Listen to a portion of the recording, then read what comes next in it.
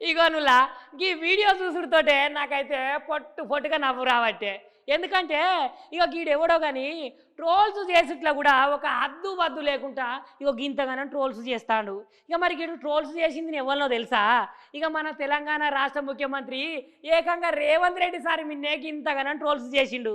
ఓ అన్న, ట్రోల్స్ అయితే చేయబడుతుంది కానీ ఈ ట్రోల్ వీడియో మన సార్ కనుక చూసిండనుకో ఆ తర్వాత ఏమవుతుందో మరి.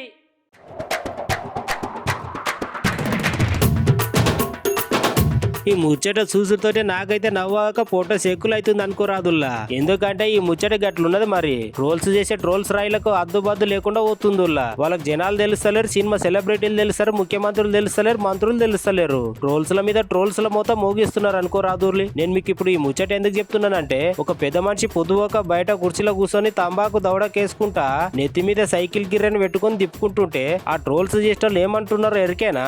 ఢిల్లీలో చక్రం తిప్పుతున్న తెలంగాణ రాష్ట్ర ముఖ్యమంత్రి రేవంత్ రెడ్డి ఇక రాహుల్ గాంధీ సార్ కు కీలక హోదా వచ్చుడుతోటే రేవంత్ గిట్ల చక్రం తిప్పుతున్నాడు. సారు జోర్ అసలు అవుతలేదు కదా అని గిట్లా రీల్స్ చేస్తున్నారు.